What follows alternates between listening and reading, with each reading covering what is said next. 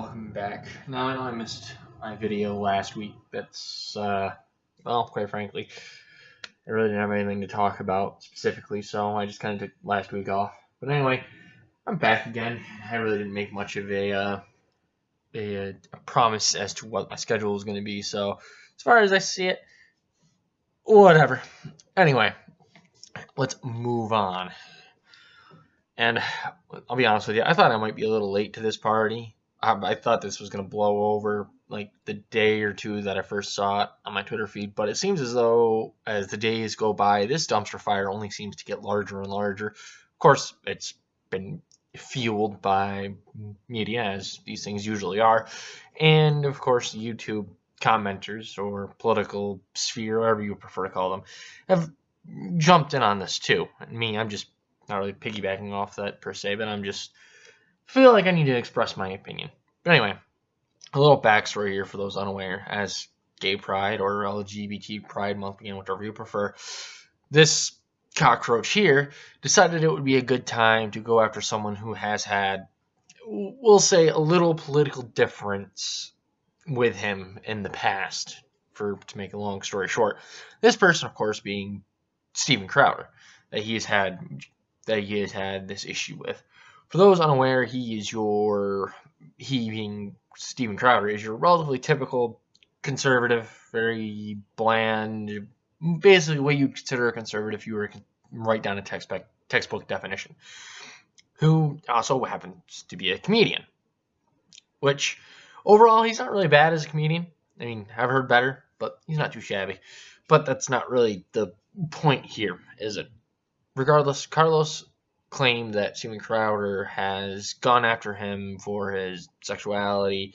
Others and Carlos have claimed that it has also to do with his race, in references to Steven Crowder calling him things like a lispy gay Mexican, a lispy Latino gay, and a homosexual Latino, and other such things, which, to be fair, Carlos Maza, he's openly gay and he is Latino, so more on that later, though. Anyway, with all that said, after going after his sex and his race, supposedly, whether or not you consider that bullying or harassment is up to you. I need to straighten some shit out with that subject. Speaking of which, and this is going to be a little bit of a tangent, just a real quick one here. Being homophobic and being racist is not mutually exclusive. This goes for other things. Just because you're a homophobe doesn't mean you're a sexist. Just because you're sexist doesn't mean you're a homophobe. Just because you're sexist doesn't mean you're racist. Just because you're racist doesn't mean you're sexist. These things are not mutually exclusive, regardless of how much the left tries to lump them all in together in one collective. They're not.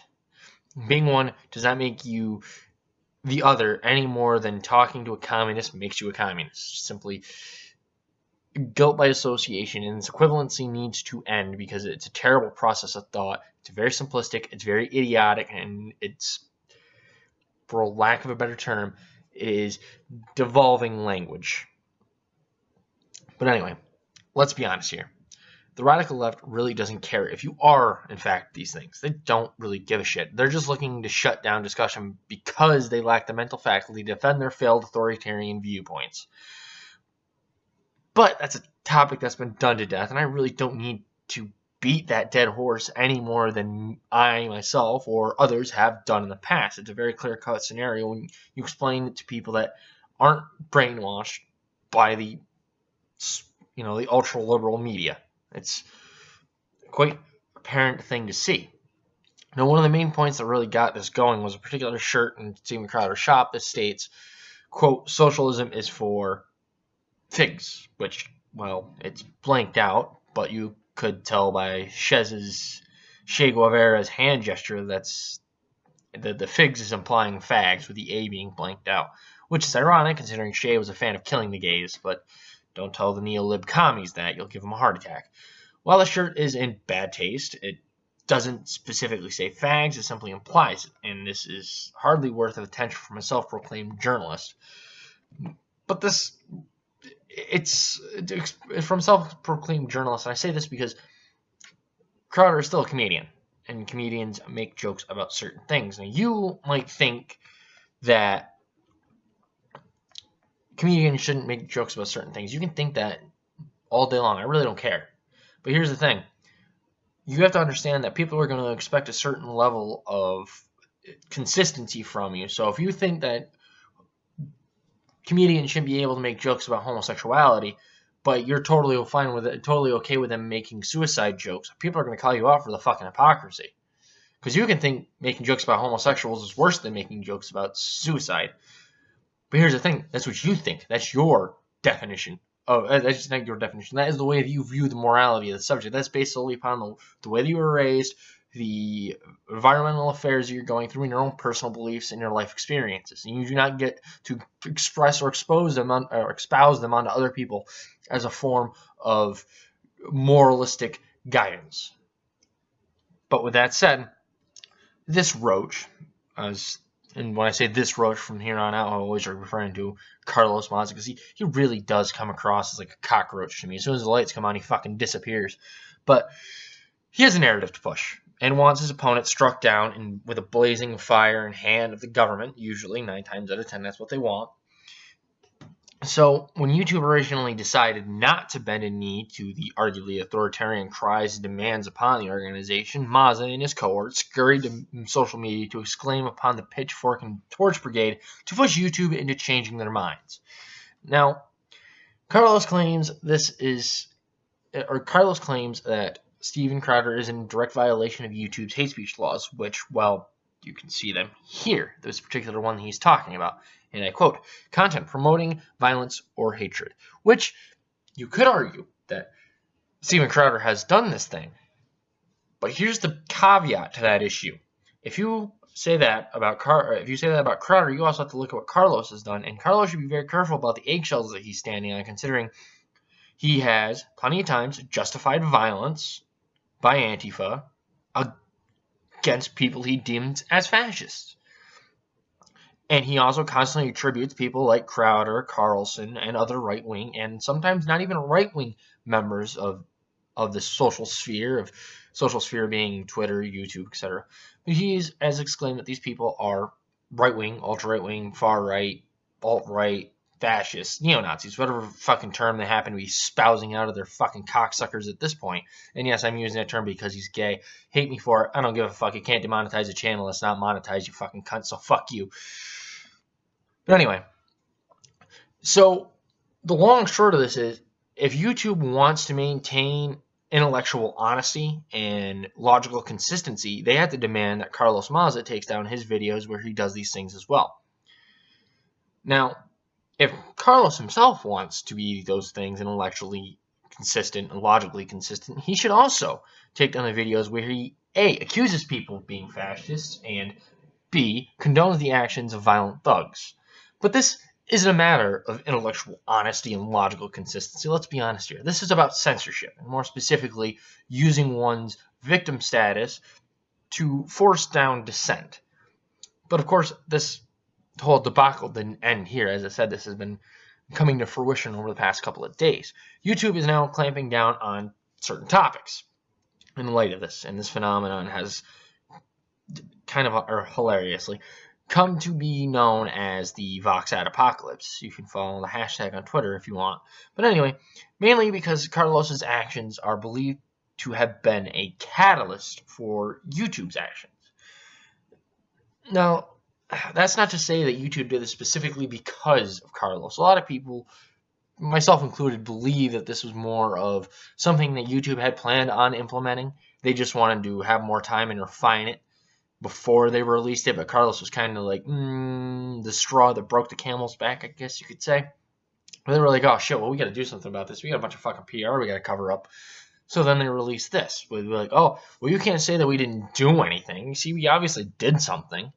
Now, the ad apocalypse, it doesn't affect me. It doesn't affect me in the least. And it's not going to affect Crowder. It's not going to affect Crowder for a different reason than it doesn't affect me. But it's not going to affect Crowder and people like him because they have alternative means of income. Crowder, for example, has Mug Club. Other people have Patreon. Other people have PayPal accounts. Other people have their own version of the Mug Club that they use to sell their product, or maybe even they sell some videos that only the people that subscribe to them actually are able to see. But regardless, the people that this does affect are the people that are not in a situation where they have a subsequent form of monetary gain available to them. They're essentially living solely off of monetization. So when these broad rules that YouTube puts in place are actually implemented, it's going to catch a lot of people up in a maelstrom of other things. Like with the way that the new guidelines are going to work, even the mere mention of certain things is enough to get you demonetized. I mean, you don't even have to agree with it. You just mention it. So with that said, and keep in mind, this is all in light of the constantly ever-expanding umbrella of what people consider to be, when I say people, I mean the mainstream media and the ultra-left consider to be quote-unquote far-right.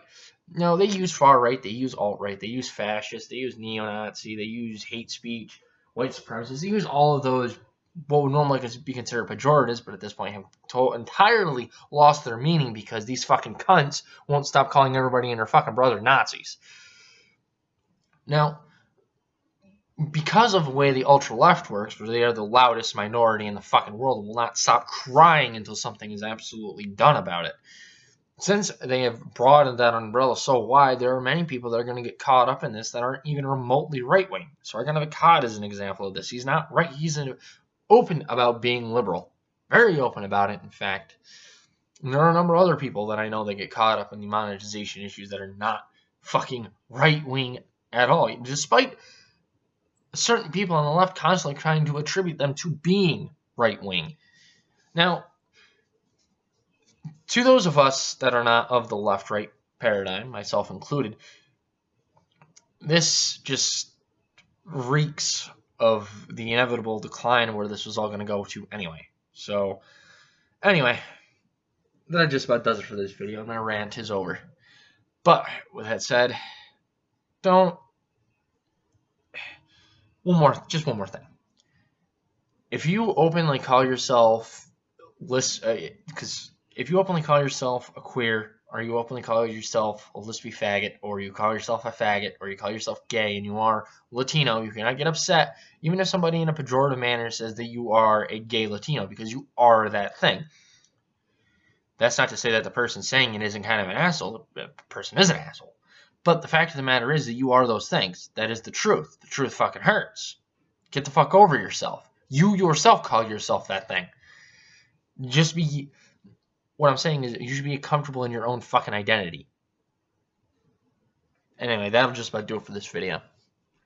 Have a wonderful morning, afternoon, evening, and or night. And I can't guarantee I'm going to be here this next weekend with another video. But if I am, I'll see you then. If not, I'll see you the next time I release one.